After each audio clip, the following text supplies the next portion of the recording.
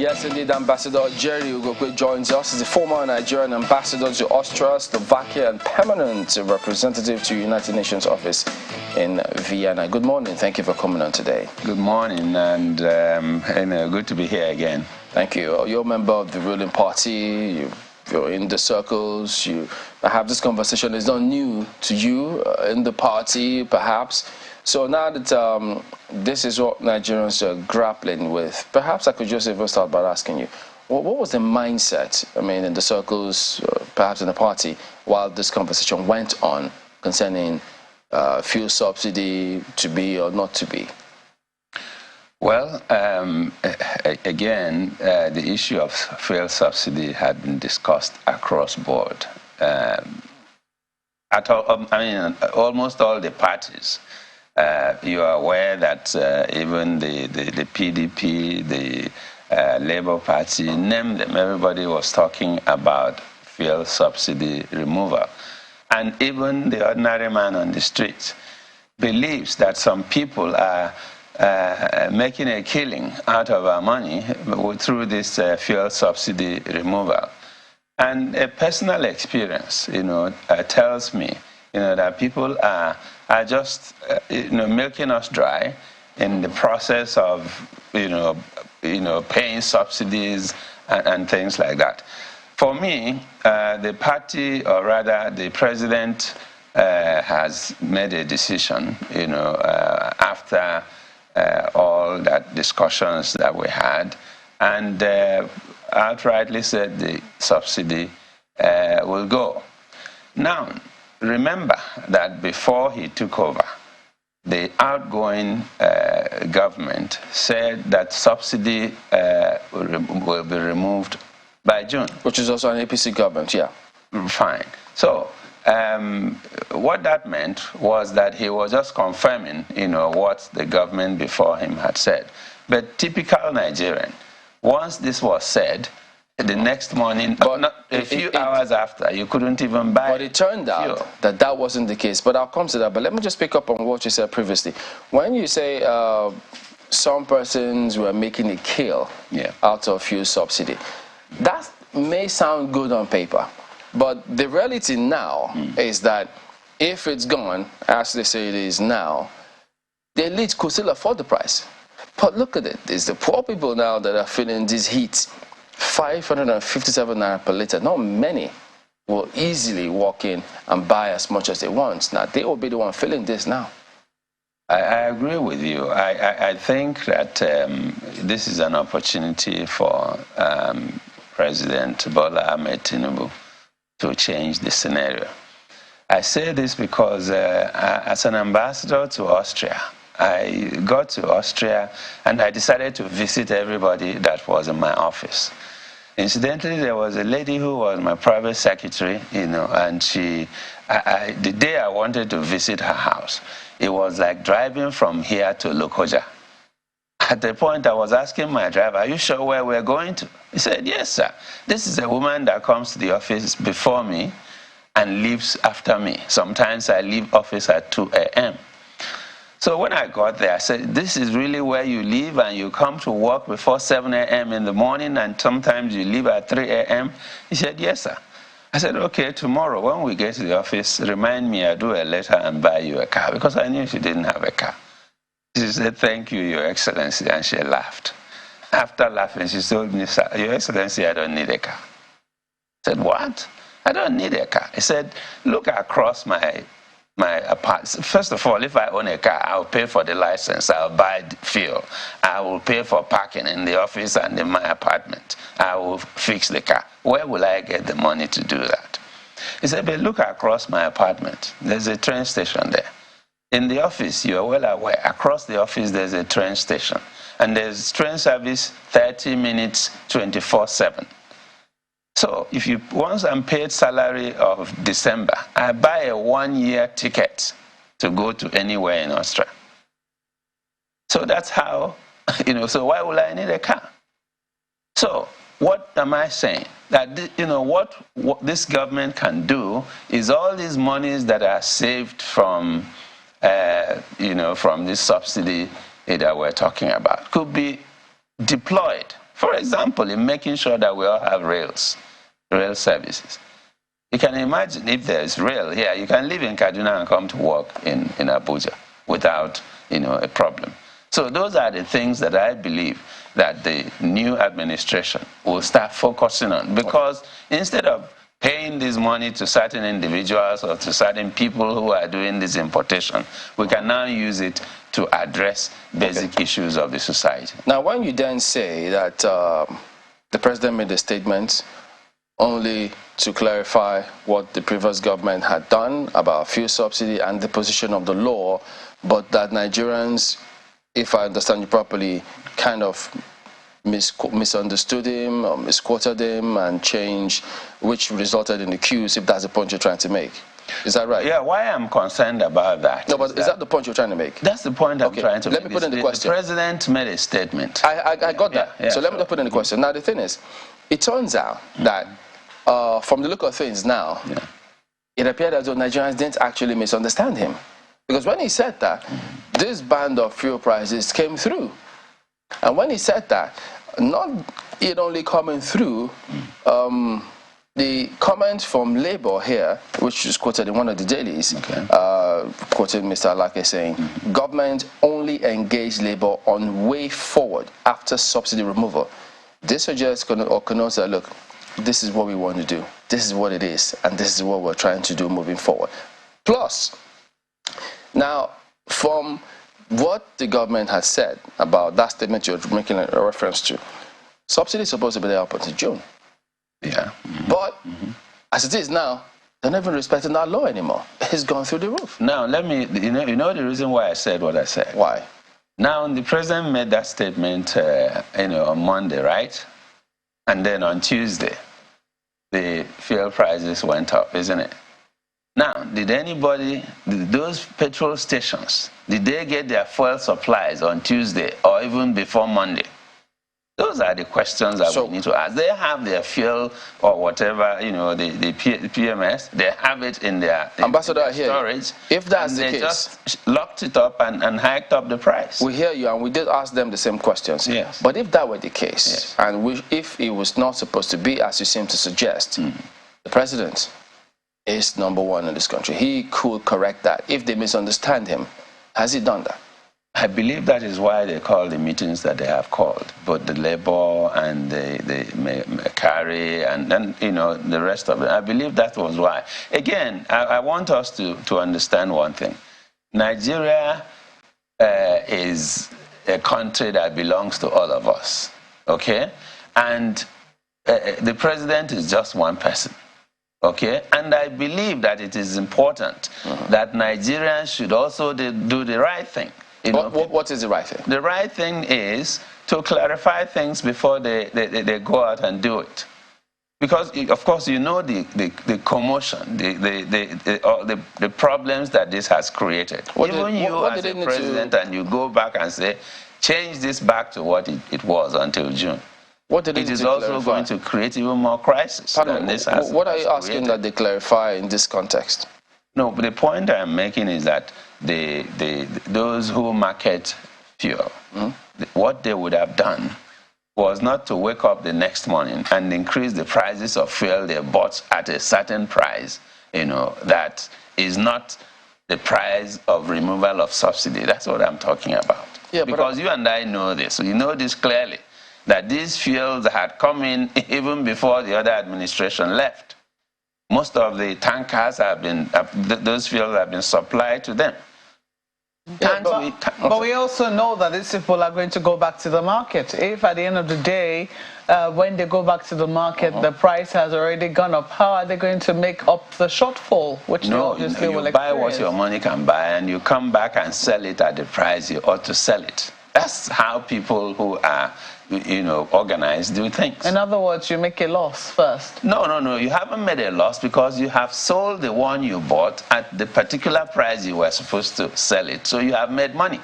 The new ones you're buying, you're going to sell them at the rate that will make you make profit. You make it seem like as if when you go to the market, you can ask for half a tanker or a quarter of a tanker? No. You can ask for one tanker instead of two. That's what I'm saying. So if the money that they make? Because what we see now is that the price of petrol has gone up to 5, as much as 540, the case thereabouts. So this is coming from as much as maybe about 200 naira. If that is the case, imagine you bought a tanker at, say, 4 million naira, and then now you have to pay almost times. So which one is better now? I bought a tanker of fuel at 150 naira, and I go to the market and sell it for 540 naira. Is that fair?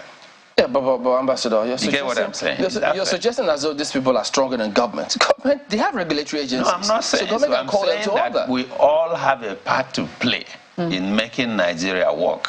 We just, the idea is not to say, the president is the only person that can do the right thing. No, I'm saying myself, where I am, sitting here, I should be the change that I want to see. So you sell, let's even take it that you buy it at 150, you sell it at 540, and then you go back to the market. The market is certainly selling about that price at that time. So did you really make a profit? It will be the question. You have made a profit on the one you bought. We're talking, you can't make a profit on what you have not bought. Is it really a profit? That's the question. If you intend to remain in the business. It is a profit. I also do business, so I know what I'm talking about. When you buy something, you make a profit on it. You go back to the market, it has increased. You haven't bought. All that will happen is but Ambassador, you buy something new, then you increase the price. One of them did tell us here today that they haven't spoken to one of them. He says they buy per week. So in your case, maybe if it's there for a month or longer, so that may apply. But if it's on a short term, it won't apply. The point, they buy per week, which means they bought it the week before, and they're now selling it for a price. They buy from NNPC, which is the sole importer.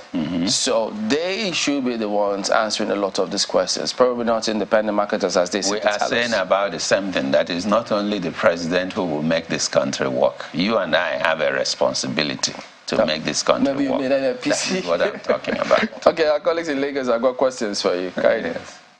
Well, thank you, Chamberlain. Ambassador, going by that with that analogy, it will mean that the NNPC is doing the same thing.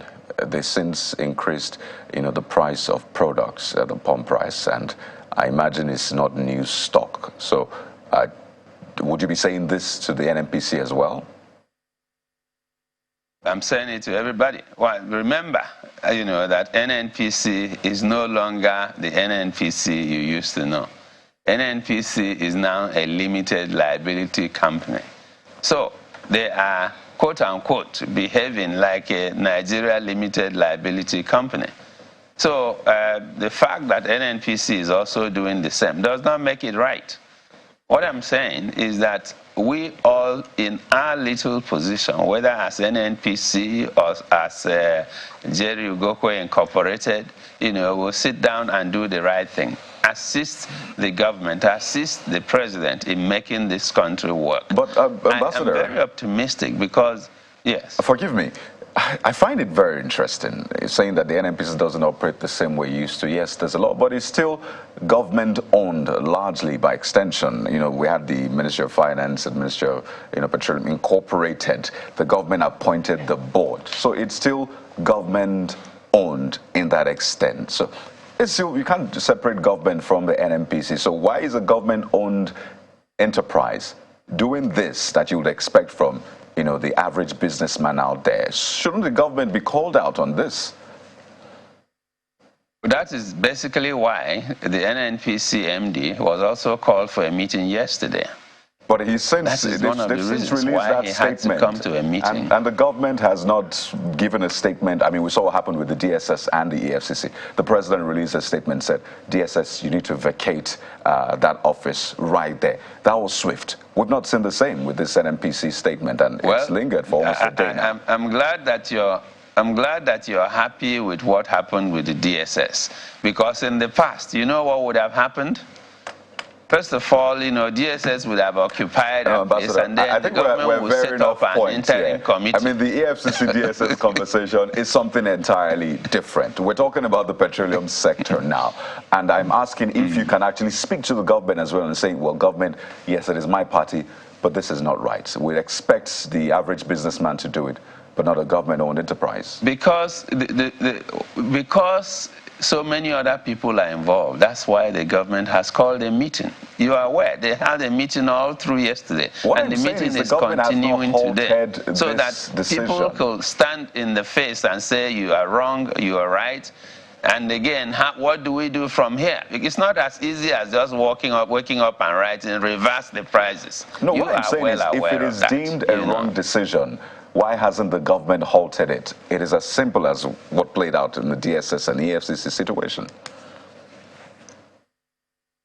That's why I'm saying, I say this one involves many more people. It involves you and I even. That is why a meeting had to be called. And this meeting, by the time they come out of that meeting, some solution, would have been decided. All right. That's basically why it is. Okay, Ambassador, they've since come out of that meeting. They couldn't reach any conclusion.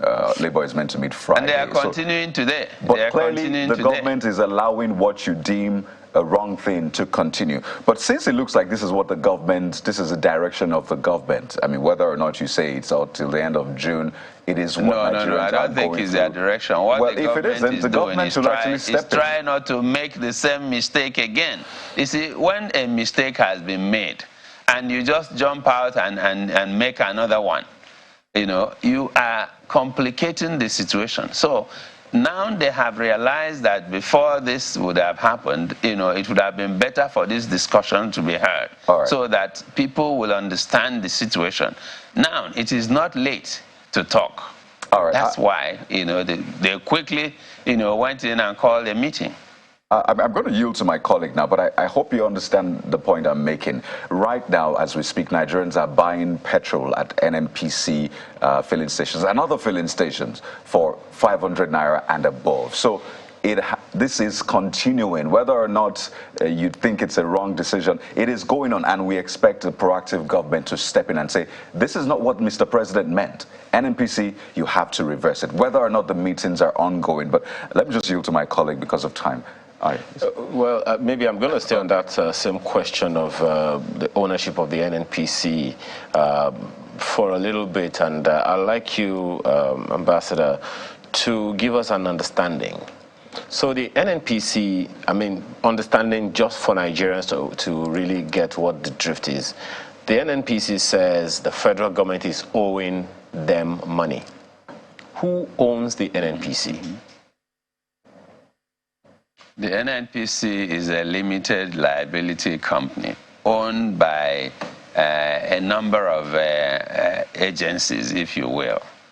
Now, the idea is that before, NNPC was, quote-unquote, an arm of government, where they're doing business just like a government business. But realizing, that the way to go about an agency like that is to make it a limited liability company where they have a board, where they are responsible to their owners. That's why the government now said, let us make NNPC a limited liability company. Because we have limited time, I just want you to maybe just use one word, because as Kayode said, it's government that appoints the board and all of those things that make the NNPC run. So that's why I'm asking the question. Is the NNPCL owned by the federal government or the Federal Republic of Nigeria? That's the question that I'm asking specifically. NNPC is owned by Nigerians. Okay. Who speaks for Nigerians as far as the NNPCL is concerned? I assume it's the federal government.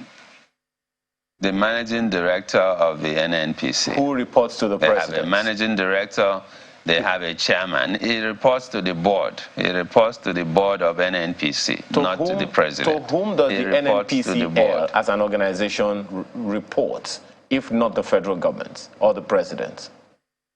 NNPC reports to the board. There's a board. When you have a limited liability company, the chairman of the board and the board members. My point here is that the NNPCL and its board is owned by a body that reports to someone outside of that body. That's the point that I'm making. That is why the president could summon the NNPCL GMD or GCEO and ask him to come, and he would. So that's the basis of the question. So if the NNPCL, owned by Nigeria, Nigeria is represented by a head called the president, why then would the NNPCL be breaking the law, from what Chamberlain mentioned to you earlier, that at the end of June this thing is supposed to terminate, but the NNPCL itself has broken that law, it would seem? Basically, I just said this and I continue to say it. The reason why this meeting was called between NNPC, suppliers, Pengasin and the rest of it, is because they want to sit down and resolve the issues. The meeting has not ended, so I cannot say what they will come out of the meeting with. Okay. They will blame whoever makes the mistakes. They will, ask for punishment if need be. That's why that meeting is going on. It's continuing today, and I believe that at the end of that meeting, we're going to have there will be answers to some of your questions. Well, Nigerians are definitely waiting, because, there has to be a head somewhere. But perhaps this... I am waiting too, because I pay for fuel too. Okay. 500 and something. Okay, well, the way you're speaking, many people will just assume that, you have some interests. But perhaps the challenge here, Ambassador, is that of communication of these ideas. The way it is, and even if we listen to the former Minister of Works and Housing, Mr. Babatunde Fashola, saying that as far as he is concerned, the federal government under Buhari already removed the subsidy because the law was clear on that. So this successive government, this current government, isn't the one that removed the subsidy, but it is acting, people have been acting based on the four-letter sentence of the president. Fuel subsidy is gone. Action is being taken, left, right, and center on that basis. Do you see a challenge in the communication of that ideal and the management of that communication, to the extent that this reaction we're seeing wouldn't have happened in the first place? No, I think, we're getting so many of these things wrong. Remember that the outgoing government, it is their budget we're still running on. And that budget, which is the law. Okay? And that budget says that from June, there's no longer subsidy. From the end of June, right? That 1st of July. Which means there is no provision for that. In July? Yes. But there is up until the end of June. No, the point I'm trying to answer his question, because he said, Fashola said subsidy is already removed. It is correct. And the president said subsidy is gone. It's correct, because the budgets they have, the report they have from the outgoing administration says this thing is removed because it is not budgeted for from so and so time onwards. Yeah, but I think the point he's making is clear. From June, but as it is now, they are saying no more June. It's right now. It's kicked on, which they are saying, look, isn't this tantamount to gross violation of the law? That is why the meeting is called, so that this whole thing will be reviewed. Which meeting is so that we know? To allow them break the law? No, not allow them to break the law. To correct any mistakes that have been made. What mistake is that to correct? Take it to July. That's as simple and straightforward, Ambassador. What's going on here? But we'll wait to see if there'll be any pronouncement or comment whatsoever about what you said previously concerning those quote-unquote persons who were subsidy thieves. They're humans, not spirits. So we'll see what happens in that regard. And then, look, there's just several other perspectives in terms of what government needs to do in this case moving forward. But government promised quite a number of scenarios. Labour is asking, just fulfill your promise, but that hasn't happened as of yet. But I guess we'll wait and see what happens with all of that. We have to thank you, Ambassador Jerry Ugokwe, former Nigerian ambassador to Austria, Slovakia, and permanent representative to United Nations offices in Vienna.